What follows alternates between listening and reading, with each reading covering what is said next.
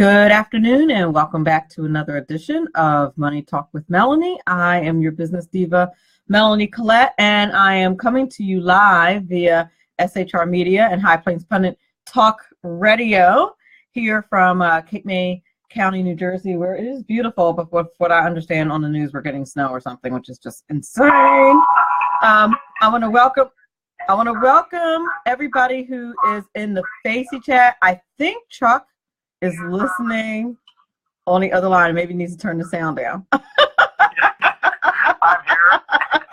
here. Okay. But anyway, I want to thank everybody in the Facebook chat for being here as well, and all you guys out there at SHR Media and High Plains Pundit Talk Radio Land. I fell behind already on giving shout outs in Facey. Greg was the first person here today, Mr. Greg Wilson, Jen, Cecilia, Dwight, Sandy, David Obuya, whose name I'm probably pronouncing incorrectly, Liz, Teddy Lee. Hi, welcome, and thank you. I'm excited. If I seem, hi Doug, if I seem a bit more energetic today, that is because this is the first official day of spring break for me. I don't really consider Good Friday. I mean, I guess it's part of the spring break, but I don't know. Good Friday, I just consider it to be such a sacred day. I don't look at it as a break day per se, but today is the first day of spring break, and so every teacher that you meet today will probably have a very similar countenance as mine today, which is a big, broad, bright smile on her face. And those of you who hi Todd, hi Brian, those of you who are listening in SHR Media, High Plains Pundit Talk Radio Land, or you happen to be listening to the download or podcast, won't be able to see what I'm talking about, but I always stream live on Facebook as well. And yes, Doug, it's a hallelujah day. And welcome, Marcia. I don't know if you've ever watched the show live on Facey before, but welcome. So glad that you're here. Anywho, my guest today is Chuck Wilson. He's an author, and he's authored a book along with his wife, which he's going to get into the details of this later. The book is called The Road Home, and it's about his wife's 30-year battle with cancer. It's just it's a story not just about their journey, about their faith along the way, and as I have said before many times, sometimes the topics that I have on my show don't directly have to do with a money topic, but I think, healthcare being 20% of the nation's economy, and frankly, over the 30-year period, Chuck and his wife Debbie had several different kinds of experiences with the healthcare industry that I asked that he share. But from a faith perspective and just from a life perspective, I just felt their story was so important, and I wanted to be able to share that. And when your name's on the show, you get to do that. So, people are like, that show's not about money, so it was my show. Anyway, so that's what we're going to talk to Chuck about in a little bit. Very excited. Hello there, Ron Edwards. We do have a brand new Ron Edwards notebook today, so I'm very excited about that. Denise, Tina, Barnabas, Tony, hi, and the one and only Ron Edwards is in the chat as well. So what's going on in the news today? Well, nothing. Things have been super boring in the news as usual. I mean, ever since we've had Donald Trump as president. I mean, news has just really been basically a snoozer. And and of course, I'm being very sarcastic when I say that. The stock market was getting killed today, but it seemed to get back on track a little bit. It still lost 2% today. Apparently, the trade war tariff situation is back on the table. I thought they were negotiating, kind of trying to work this thing out, but China has said that they have changed their tariff policy on 128 imported products from the United States. This is, of course, a response to President Trump's metal tariffs that he announced in March. The items that China is going to tax are things like pork, wine, and fruit. I mean, I don't know about you, but please, for the love of God, don't tax wine. Just saying. And it'll amount to $3 billion.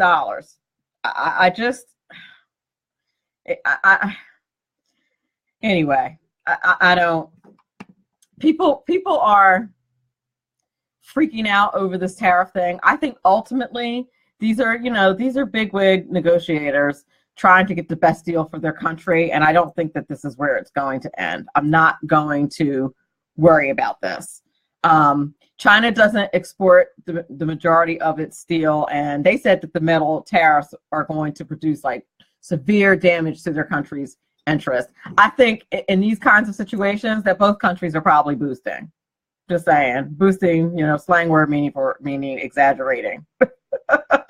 I'm on vacation, so I'm kind of everything's a little bit more relaxed. I said boosting instead of exaggerating. But anyway, anywho, also in the news today, first of all, I didn't realize that Saks Fifth Avenue and Lord & Taylor were still open, but apparently hackers stole payment data from millions of people who patronize Saks Fifth Avenue and Lord & Taylor, which, I love both, but I live in no man's land now.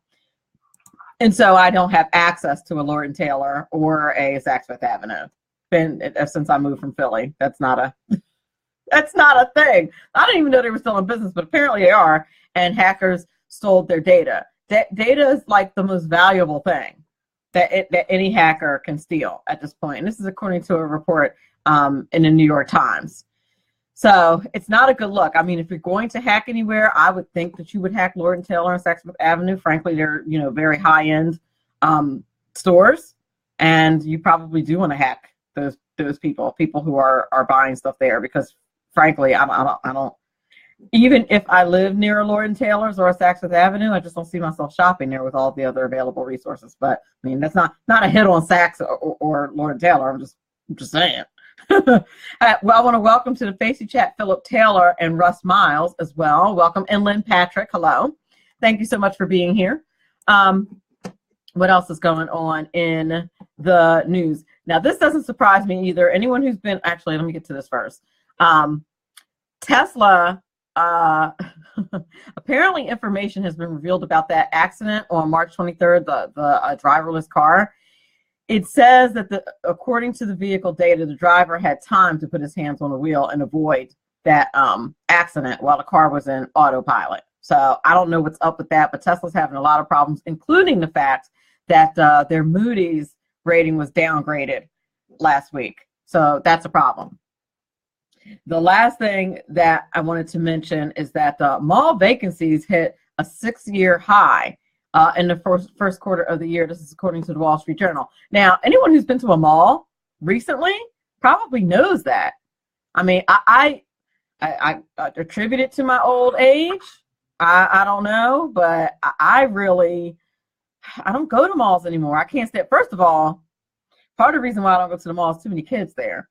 And by kids, I mean unattended teenagers just in the mall acting a fool. I don't know if you guys experience that in your local malls, but that's certainly what I experience when I dare to go into the mall. I used to love the mall, but now you just have a bunch of kids who are not controlling themselves, who are acting very badly.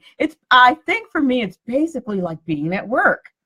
Walking around hearing a bunch of teenagers use profanity and say and do things they shouldn't be doing. It's like being at my job as a high school teacher. So why would I do that? I want to welcome Mike Fitzpatrick to the chat. I didn't see you were there, darling. Mike Fitzpatrick is due to be back on the show this coming Wednesday. And I suspect we're probably going to be talking a little bit about all this hacking and about Facebook and their stealing. And stealing's a little bit harsh. Them using our data for profit. And I agree with what you said in the chat there, Mike, that traditional retail is absolutely dead. Like, why would you get in a car and subject yourself to that? I mean, I'm going to be honest with you. The only time I really go is when I want to go to Vicky's, very specifically. And you guys know who Vicky is. Because any woman knows who visits Vicky's on a regular basis knows, it's a girl thing. You're buying, your unmentionables. You need to touch, taste, you not taste. You touch and feel what's going on there. So when you go to Vicky's, it has to be an on-site experience. You can do it online, but you really got to go. So my once a year Vicky's, when it's like Black Friday or something, they have like these super duper sales when I go stock up. I'm just saying, just telling the truth. I'm sure I'm going to get in trouble. I'm telling the truth. They have these, Victoria's Secret has these fantastic sales every year. So you got to go on site for that. But other than that, who goes to the mall? It's awful. Anyway, you're listening to Money Talk with Melanie. I'm your business diva, Melanie Collette. My guest today is Chuck Wilson. He's an author, and he's going to talk to us about the road home. Very excited to have him here. We'll be back in a couple of minutes. When it comes to national security, some people don't know nothing and got that mixed up. Hello, I'm Ron Edwards. On today's page from the Edwards Notebook, for decades, millions of illegal border crossers have been pouring into our republic with ease. As a result, America has approximately 33 million illegal border crossers. Many receive better health care than millions of sovereign Americans. It is also estimated that 1 million foreign terrorists and or gang members are seeking who to kill, steal from, rape, sell drugs to, or capture for human trafficking. One of the best ways to protect a nation is to secure the borders with a wall and strict enforcement of keeping illegal border crossers out. Unfortunately, just to spite Trump, many in Congress want our borders to remain porous. Economically, it is a $160 billion price tag to us taxpayers. So when retired General Marty Dempsey claimed that President Trump's request to divert money from the military budget to pay for the wall would create a shortfall, I concluded his open borders tendencies has impaired his judgment. When the wall is completed and the borders secured, there will be an immediate $160 billion savings in the cost of dealing with illegal border crossers. No nation can remain strong or even survive if its borders are not secure.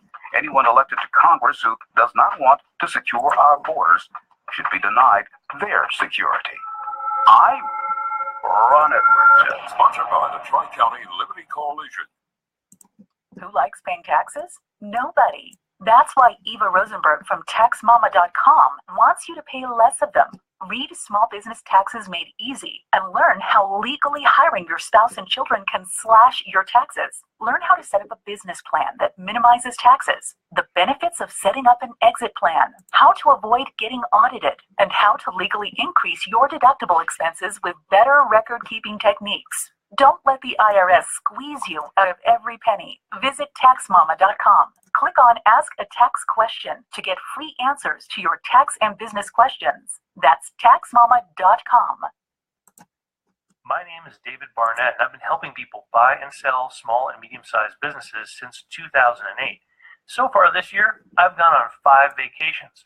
It's because I've got my own business. When you get tired of being managed by someone else and you decide that business ownership is right for you without the risk of starting your own unproven enterprise, then come over to businessbuyeradvantage.com. There are over 100 YouTube videos on buying and selling businesses that you can watch for free. That's businessbuyeradvantage.com.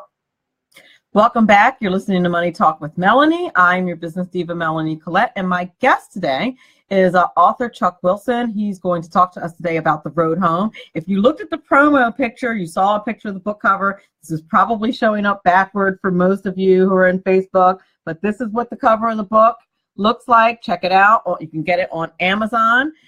Excellent. I'm going to let Chuck tell you what the book is about and why I said this is not a show that you want to miss. Chuck Wilson, welcome to the show. Well, thank you very much, Melanie. It's great to be here, and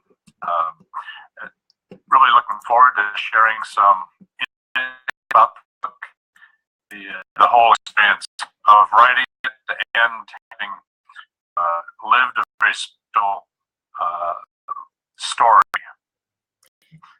Indeed. And you didn't write this book alone, did you? No, I was the primary author, but worked with my wife over, we began working on the book together back in the mid-90s. And it was initially supposed to be a book about how to beat cancer through, right eating, faith, and so on. But the story ended up being much different, much more powerful, and I think it became real. The challenges of cancer, which if you get a chance to read the book out there, you will see that she faced just countless episodes of several types of cancer, and we learned how to deal with each of those episodes, work through the process of chemotherapy, major surgeries, the healing process. Facing each time, just about there were major situations with infection and so on, but we knew to hold in there. We had a strong faith that grew as a result of the cancer. And I'll just relate a part of the story that was so key to our ability to hang in there. And I think it's something that needs to be shared with everyone, regardless of whether you get this kind of a special event.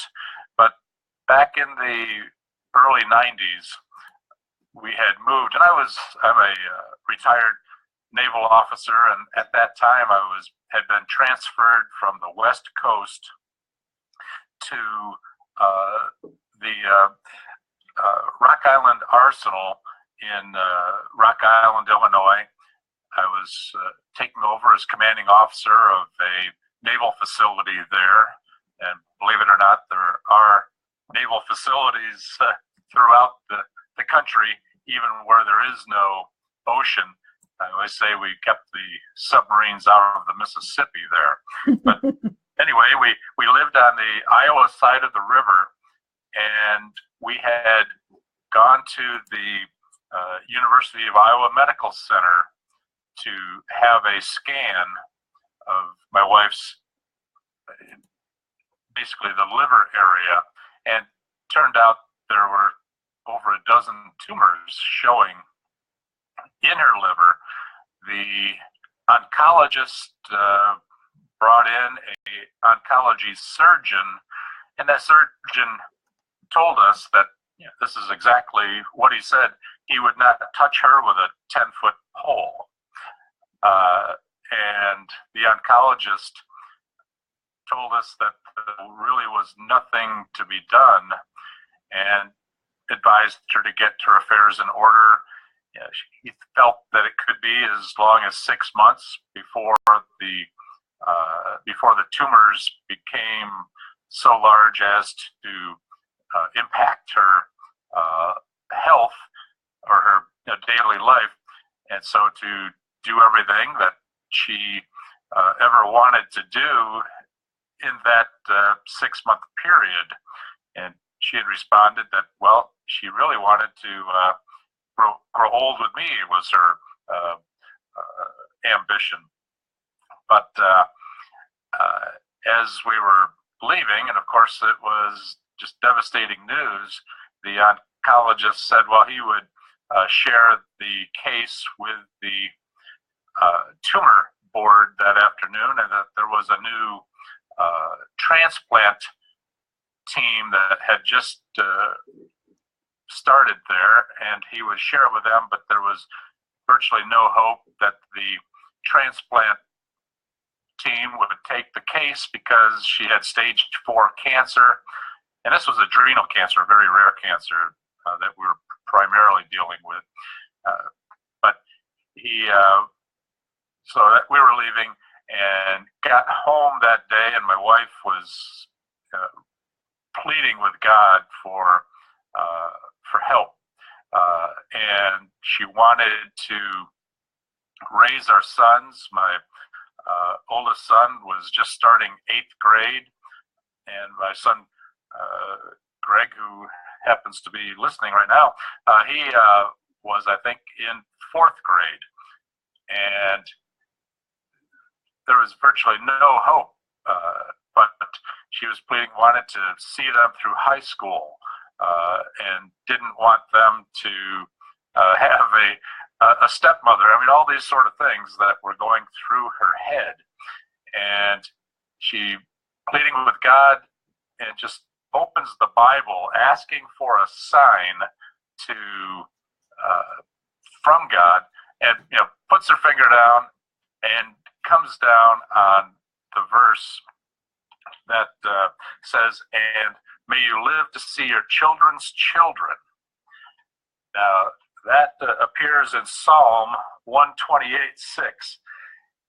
Now, a lot of folks, well, you could come down on any random verse that might provide some help in a dire, very tough time. But somehow she knew, and she basically flew down the stairs with her finger still just pressed into the Bible, as excited as I had ever seen her in her life, just pointing to this, what she had found. And we somehow, we took it as a sign, that God was with us, that He exists, and that there is something beyond us at work.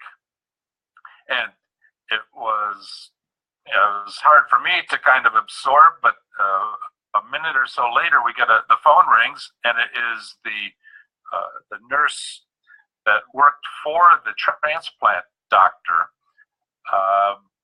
asking us to come back to Iowa City. The transplant team doctor had some ideas and wanted to meet with my wife right away. And turned out, she did, in fact, live to see her children's children. And we have 3 granddaughters. My wife has passed away nearly 3.5 years ago, but she got to spend time with our 3 granddaughters. The oldest one now is 8, and we have a 7-year-old granddaughter and a 5-year-old granddaughter, and they all got to know their grandmother, and she certainly got to know them. That's incredible.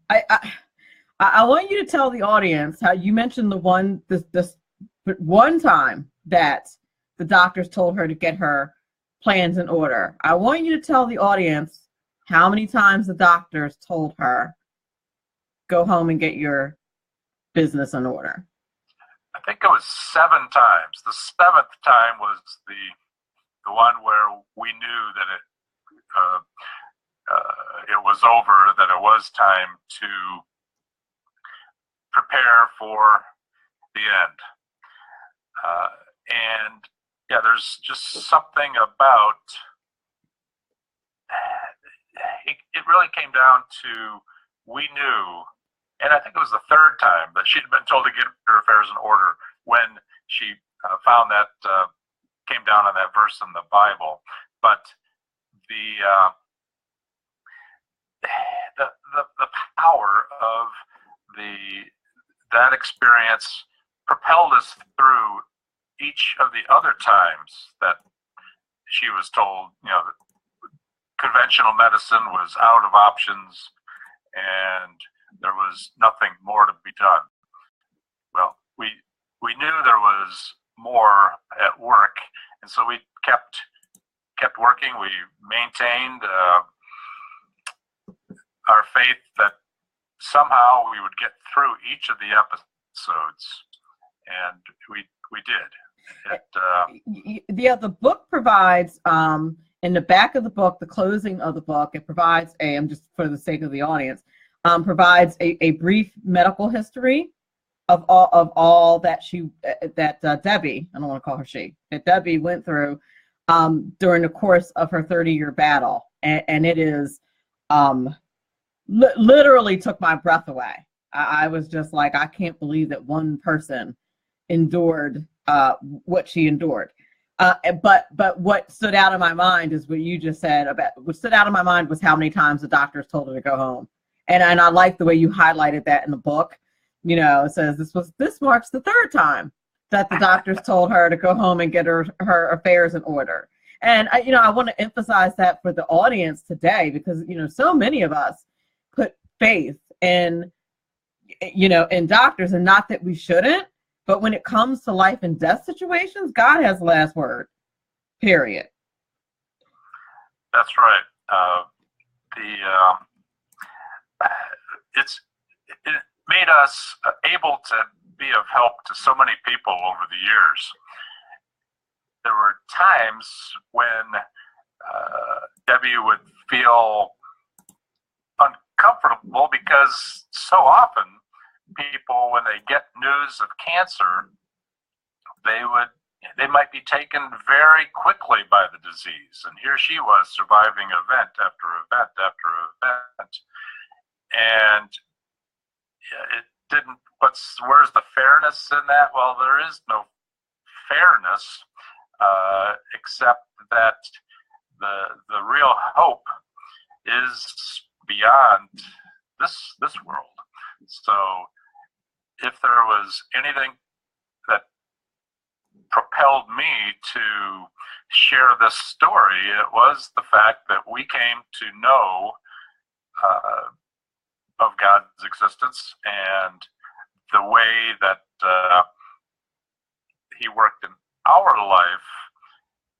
Sharing that lets people know that even if they don't survive the beyond a episode or a much shorter period, that there's the real hope is beyond here. The hope is in our continued existence. Indeed, that's just it's amazing. Really, it's amazing. I'm so happy that you all got to do this book together. And if you guys get a chance to purchase it, you can also download it on Kindle as well. And I actually think I have the Amazon link up. I'll post it in the Facey chat.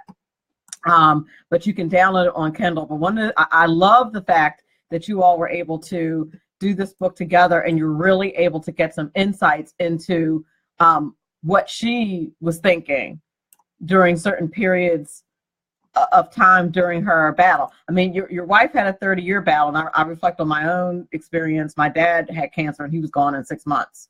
Like 6 months from diagnosis, it was a wrap. Different kind of cancer. But I've actually had, I don't know, 4 or 5 people in my family at this point pass away from various forms of cancer, and one who's battling right now. So I mean, on the one hand, I think there are people who would say, who's never experienced that, and I want to go right away. I don't know if my dad would say that. I think we're fairly certain that Debbie feels as though, and you feel as though, she was blessed to have been able to stay as long as she did. Yes, and as I said, the driving force behind sharing this very personal story is to be of help to other folks, kind of regardless of how a battle with cancer turns out. She, as I said, she was an inspiration to so many people.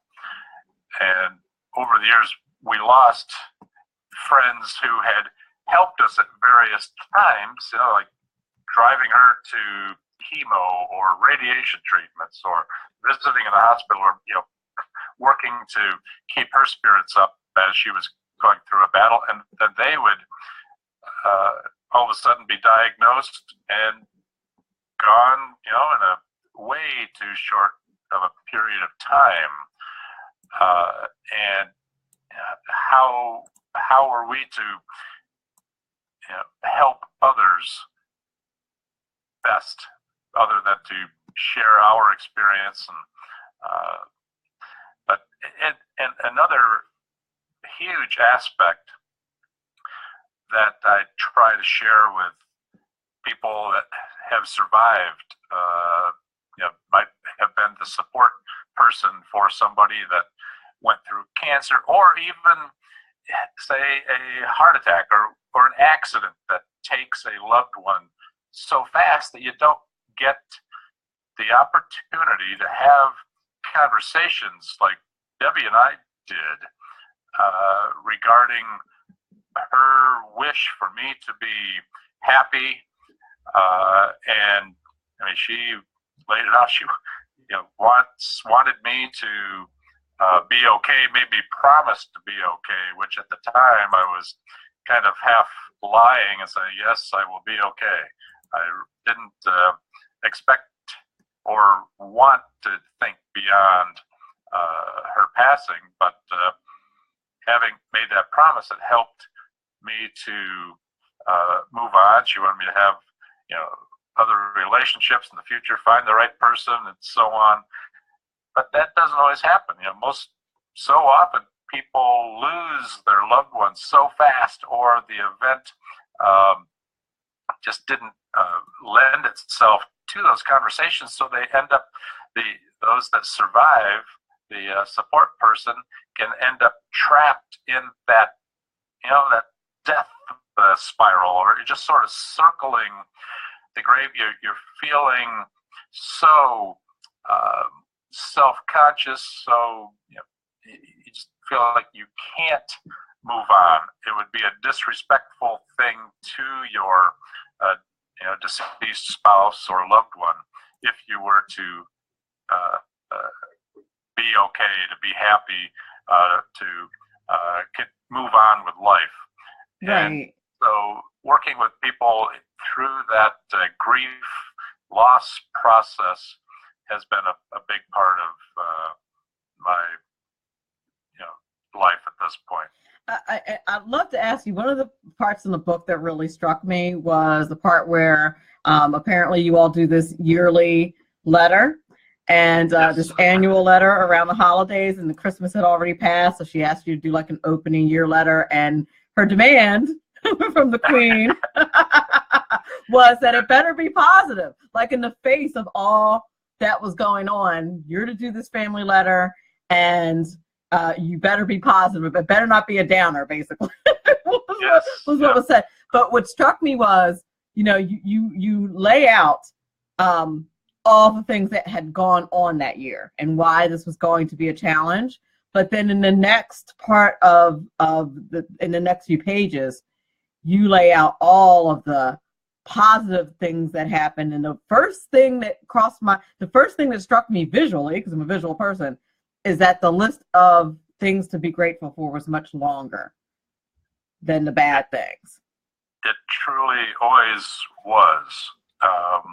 And I included a few of the Christmas letters to sort of demonstrate the sense of humor that we maintained through all the battles, and how important that humor was to us, kind of hanging in there.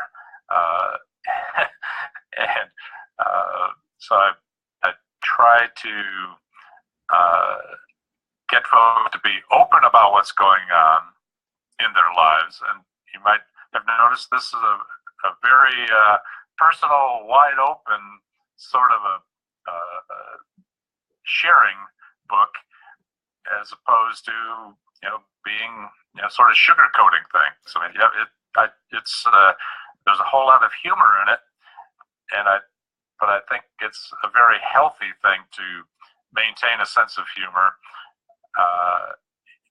in spite of all the otherwise you could consider just bad stuff that's happening. And for sure, and that definitely struck a chord with me. It's so very difficult in the face of those types of situations to find anything positive, and good for her for insisting that you do so. We are up against a break, and when we get back, I want to switch gears a little bit and talk about a little bit more of the secular side, if you would. We of course are coming up against Congress and President Trump has been fighting reversing Obamacare, and there are always all kinds of issues with the medical system, and you because the battle was so long, you had the opportunity, if you will, to experience different kinds of medical systems and just how you were treated. And I'd love for you to talk to the audience about that a little bit, if you would. I would be happy to. Great. Thank you so much. My guest today is Mr. Chuck Wilson. He's the author of the book, The Road Home. It's a discussion actually co-authored by his wife, who is with the Lord, now. Her name is Debbie. And it's about her 30-year battle with cancer and just some insights, a very close and intimate look at that. And so I'm very blessed to have Chuck on the show today. Again, you're listening to Money Talk with Melanie. We'll be back in a couple of moments. Conservative media done right. You're listening to the SHR Media Network. Hey, it's Sean from the Sackheads Radio Show. Also one of the owners here at the SHR Media Network. Are you opinionated? Have you ever wanted to do your own show? Have you ever heard somebody like the Sackheads and go, yeah, I could probably do that better? Well, now's your chance. Send me a 5-minute clip at sackheadsradio@gmail.com, and maybe you can be part of the SHR broadcast. sackheadsradio@gmail.com. It's your business diva here, Melanie Collette. I am inviting you to a front row seat as I discuss some of the most intriguing details of wealth and finance with today's movers and shakers in the world of business. Listen in and discover financial truths on a global, domestic, and household scale. Uncover topics that will impact your wallet today and in the future. Money Talk with Melanie airs Monday through Friday, 5 p.m. East, 2 p.m. West, right here on SHR Media and High Plains Pundit Talk Radio. You can't afford to miss it.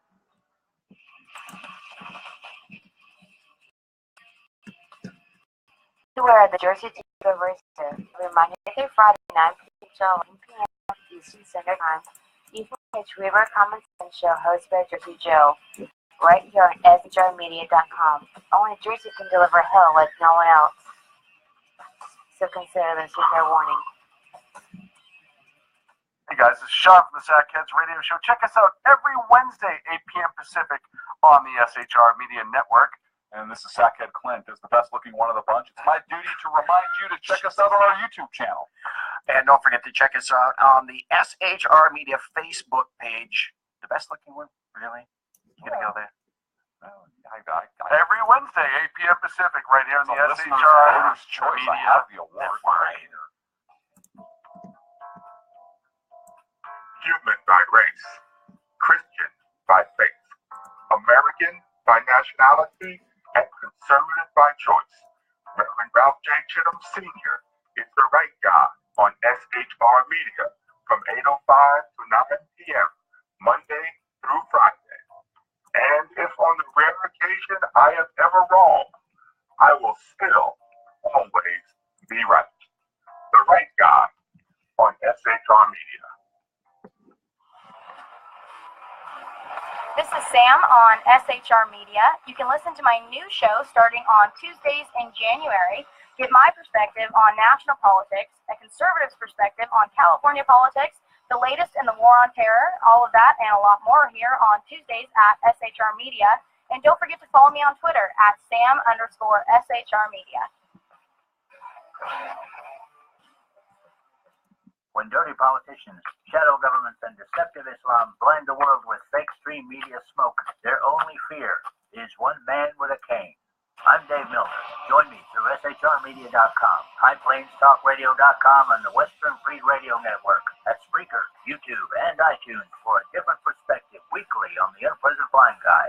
And catch me on Jeff Mitchell's EVL Radio on BlogTalkRadio.com. There's no surrender ever, because truth is not always pleasant. Hey, this is Michael Wright. And I'm Shannon Wright. Join us for The Right Way with Shannon and Mike, Monday through Thursday from 7 to 9 a.m. right here on SHR Media. Why are they joining us? For fun things like sports, politics, Oh, maybe some news and entertainment? and all kinds of other things. Money and recipes and events? All kinds of stuff. Yeah, so join us Monday through Thursday, 7 to 9 a.m. here on SHRmedia.com. welcome back. You're listening to Money Talk with Melanie. I'm your business diva, Melanie Collette. I'm giggling just a little bit. If you all at SHR Media and High Plains Pundit Talk Radio land can hear the giggle in my voice, because I'm looking at the Facey chat and people are like, where's the tax mama, who's one of my sponsors, the one and only Eva Rosenberg. I want to have her on the show, but it's tax season, and I'm sure she's like super busy, but I'm going to ask and see even if I have to pre-record her, because she's got a new book out. It's not in the current promo. I'm working on a new promo for her, but she's got a new book out on the Trump tax plan, and she's the tax mama at taxmama.com. She answers your tax questions for free, and I want to thank my audience for asking about her. As far as I can tell, she's alive and well, and just a busy little bee, as usual. But I played her promo earlier in the show, but I appreciate you guys asking for her. Check out her website. She knows any and all things taxes. Also, I didn't tell you guys this. I was on C.L. Bryant. I don't know if you guys are familiar with him. He is a fairly well-known radio host. He's got a billboard in Times Square, just saying, from Red State Talk Radio. And I was interviewed by him today, and I'm going to be a regular on his show. We're going to work out the deets later, but after today's interview, he decided that that's what he was going to do. So I wanted to mention that to you. Red State Talk Radio. You can catch it streaming live at redtalkradio.com. And I posted a link to the podcast of the show on the Money Talk with Melanie Facebook page. So I'm going to let you guys know that. And then I'm going to be on the Bloviating Zeppelins show tomorrow night at some ridiculous hour, like 11:15 Eastern Standard Time, p.m. Eastern Standard Time. I wanted to mention that. I told him, can we please wait till spring break, because I get up at like 5 in the morning. And so we scheduled it for spring break. So I'll be on BZ's show tomorrow night, right here on SHR Media and High Plains Pundit Talk Radio. And I'm on somebody else's show next week. I'll let you guys know about that. That's it. Okay. So Chuck, before we went to the break, I asked you about the medical kind of navigating through the healthcare system, how that worked over a 30-year period. What did you think was good? What did you feel the challenges were? How you feel about how Obamacare has affected the medical system now, or the healthcare system now, those kinds of things. Hopefully I didn't give you too much. Go ahead. Start wherever you would like. I have some opinions on the best approach to medical care, and it's and I certainly experienced medical care all over the country. I was active duty Navy, and we were transferred around the country and would be shifting doctors regularly. I did have decent insurance. Was Champas, then I became TRICARE. That's what members of the military have for their families, and it did a fairly good job. There were doctors that in locations that would not accept TRICARE, and we would have to pay beyond just the deductible and the what TRICARE said was the appropriate amount for various services. And I'm thinking of one time, and I relate it in the book, and this was one of those that sure bugged my wife. There was an oncologist. I was stationed in Newport, Rhode Island, and it's a very limited type of medical marketplace there. And to get to other medical care, it's a bit of a drive and so on. The one oncologist that we could get for her to have her chemotherapy through wouldn't accept TRICARE. It wasn't TRICARE at that time, but And so we had to pay a huge amount of money beyond what the insurance would pay. And so we did that, and he wouldn't listen to my wife, for one thing, and she was telling him that there was this other issue, and he told her she was carcinomophobic. What? And yes, and, which he ended up being totally wrong on. So once we figured out that she had a grapefruit-sized tumor in her, which was the adrenal cancer, and he totally overlooked it, we told him we weren't going to pay him any more of the money, and he seemed to be okay with that at that point. I'll bet he was, because he was about to get his butt sued. That's right.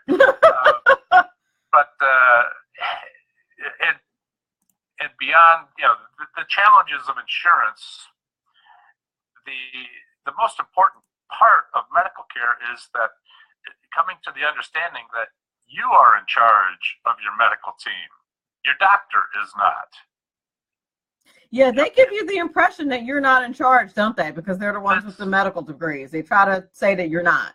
You're just a lump of, if you feel like you are nothing beyond a lump of meat in that backless hospital gown sitting on the butcher block paper that they pull and tear off after each person, if you feel that that's the way you're seen, you need to change doctors, and you need someone that you can work with and with you and your insurance, if you have insurance, or however that you are dealing with your medical costs and so on. But there are so many really great people out there in the medical field. We experienced a lot of medical bills, and we just would pay what we could each month. That might be $25 or $50 that we were paying to multiple places with the on account. But we hung in there over the years. One huge thing that happened was that she was accepted into a trial for special chemo at the National Institutes of Health in Bethesda, Maryland. Now, there's no cost if you get into a trial there. Although she went into this trial with 57 other people, and within not much over a year, she was the sole, the lone survivor. I think there was one other person that survived for a while after, but she ended up living for 10 years. That was another time that once they finished the chemo, they're like, well, we got some good results, but you need to get your affairs in order, need to move near family for help at the end, kind of a thing. And once again, she survived way beyond what expectations were, and she ended up being the longest survivor of adrenal cancer in history. She was with stage 4 adrenal cancer, and all of the various things that happened. So it was a huge blessing, and it came as a result also of continuing to pursue any means possible of continuing the battle, just not rolling over and giving up. For sure. I'm sorry to interrupt you. I have a question in the chat, and we're coming toward the close of the show, so I want to make sure we get it, and I apologize for cutting you off. No problem. Dick Herschel in the chat asked, did you experience an ample amount of patient protection and healthcare affordability during that time? Would you say over that time, and it was a long period of time, 30 years? Yeah, I would say it was a challenge, but we were, because of persistence, not just when it came to health, but also the health care with working with doctors and all the different medical types that I wouldn't say it was affordable. We just somehow worked it out. It just was. It was always a stressor, added to the stress of the cancer challenges and so on.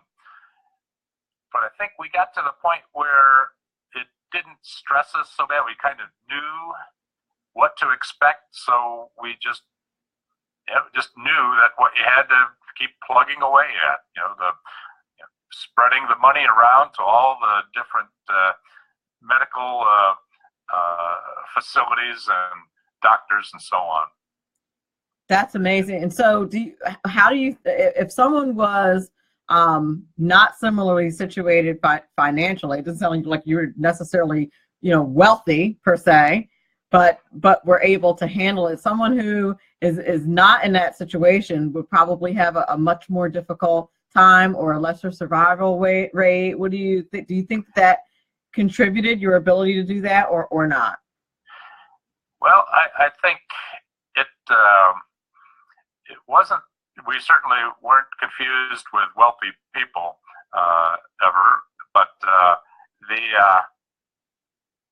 real discriminator, or the real thing to separate those that survive from those that may not, you're just given so many opportunities to give up.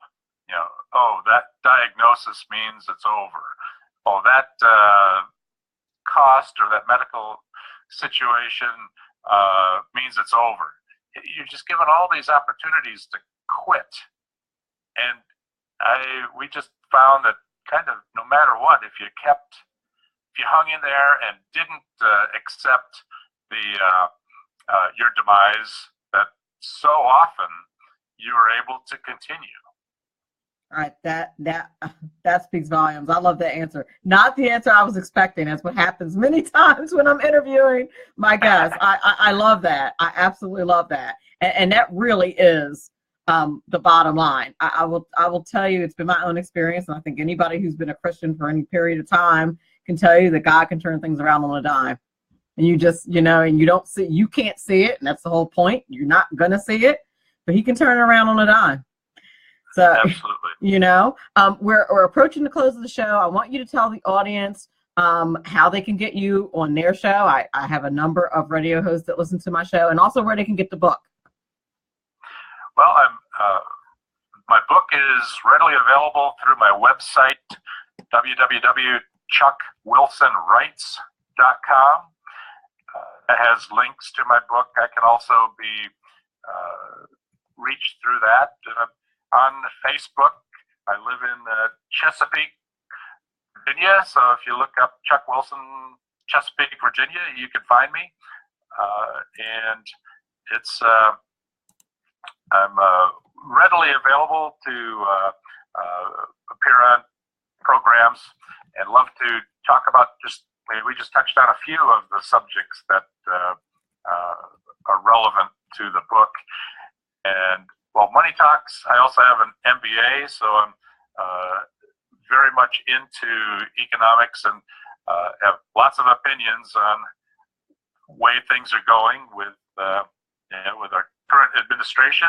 Some real positives and some things I worry about. Some things not so much. Yes, that's and I guess we should give a shout out to your son, Greg Wilson. I guess we'll give a shout out to Greg Wilson for connecting us. Greg Wilson of Three Creators Symposium with Total Rockstar. I love him to pieces. And also he did the music in the video for the opening of my show. I don't know if I've mentioned it. Yes, he did. Yes, he did. He's such a sweetheart. So I'm going to give a shout out to Greg Wilson and all the fine folks over at Three Creators Symposium while we're at it. I want to thank everybody for listening in SHR Media Land and High Plains Pundit Talk Radio, and all you guys on Facey. Thanks for the wonderful questions and comments and encouragement. You guys rock. Remember, all of this is very important because after all, it's your money. Have a great day.